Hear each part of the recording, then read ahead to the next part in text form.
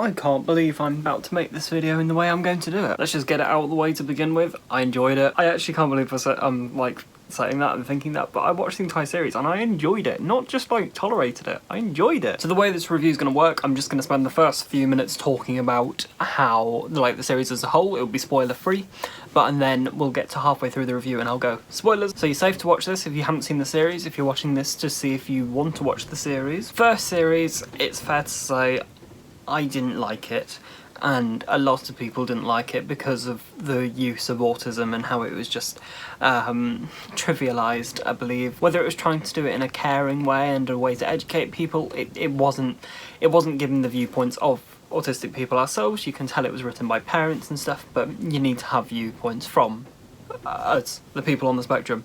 But they didn't do that the first series, but they did for the second, and that's the important thing. They were willing to make the change, and they did. It was noticeable. It was majorly noticeable. One thing which is a good thing to point out right from the start is the introduction of, I believe it was 8 autistic actors? Was it 8?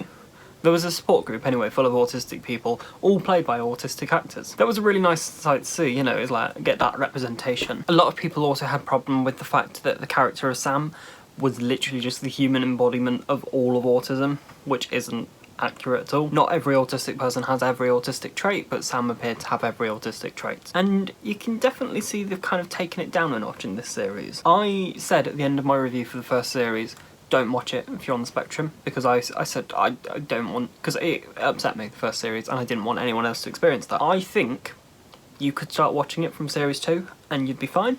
It does a little brief introduction at the beginning as to what happened in series 1, but it doesn't go into the nitty gritty of how wrongly they portrayed autism. So you can kind of skip over all of the bad stuff that they did bad in series 1, get the story points from the first few minutes, and then you're straight into series 2, which I didn't have any problems with. So I'd be intrigued to hear what problems other people have. Go watch it. I think that's fine. So episode 1 opens with the flashback of what happened in series 1, but then Sam is at a new therapist. They needed to show that Sam wasn't just autistic, that wasn't his only character trait. Adding a bit of humour in there, as in him making a joke, it worked. They're really thinking about who Sam is behind autism, because I think that's what a lot of us face. We're given this label of autism and we're like, okay, but I'm still here. Another thing we see right from that first episode is the relationship between Sam and Casey. They nail the brother and sister relationship. It's a lot more violent, it's a lot less. You could almost, in the first series, yes, Casey got annoyed to a degree, but you could almost see oh, I'm annoyed, but he's autistic, so I need to step back a bit. That doesn't happen in real life.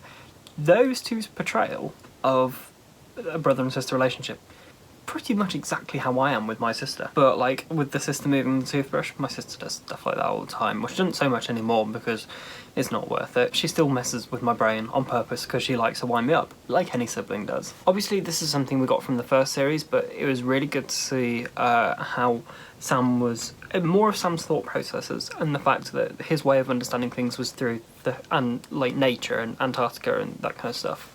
The hole in Antarctica, there was a hole in Sam's life. That's very much how I am. I use Disney and things like that to be able to think through scenarios in my head. And we see Casey being an outsider at her new school. They make a point there. They go, oh look, Sam's not just the outsider, so is Casey. I actually learned something new from this series, elopement. I'd never heard of that before, but it makes total sense. It's something I did. I did it in Morrison's the other week. When Sam was applying for college, one thing that was brought up was the fact he could trivialise his autism to help get into college, as in I'll talk about your autism because that makes you unique. But Sam was like, no. And I think that was a big, a bit of a fingers up to the first series that trivialised autism.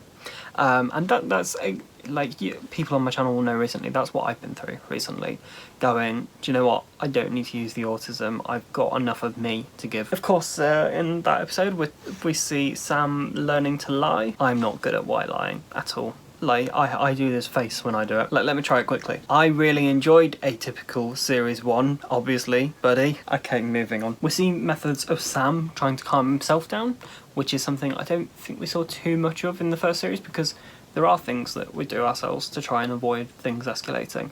And we see Sam reciting the different types of penguins. One thing that I've realised recently, which is a really good one for me, I recite Hercules. Long ago in the faraway land of ancient Greece. I could continue, but we'll be here a while. We see the whole thing about the party. and Sam not realising the social cue hints. And again, that's just another side of autism. I've never had something on that scale, but like there's been things that I've fallen for not realising. When Sam's phone got smashed, that really got to me. I've spoken before about this, how much my phone is just integral to my life. Izzy is great with Sam. That was good to see an external person come in and just like naturally get on with Sam. One note I've made here across the entire series, whenever they're in a car filming, the green screen's really rubbish. If you get more budget for next series, please sort that out. The sleepover itself, I've always been fine with sleepovers because I've done them since such a young age, but it was more what that led to. The whole police thing. I've spoken about this before. Very sensitive topic with me. I find police very scary. The next episode opens with Sam phoning Julia, because that happened at Monday at 4 o'clock, so he continued to do it, so fair dues to him. We also see how casual he is about the whole police thing. I don't think he realised the severity of it. I would realise the severity of it just because I'm that scared of it. In the school we had the fire alarm. Oh my god, I used to hate them. And now we move into kind of more personal territory for me. Sam wanting to take a creative route as opposed to an academic one. He's perfectly intelligent, but he wanted to do something creative. It was good to see that that side of the spectrum, because one of the biggest perceptions out there, autistic people aren't creative. Yeah, we are. The portfolio going missing would have driven me insane, because I can't lose anything, and then the fact that Casey messed up his bedroom, I thought they would have made more deal out of that as opposed to just one comment, but yeah, that would have...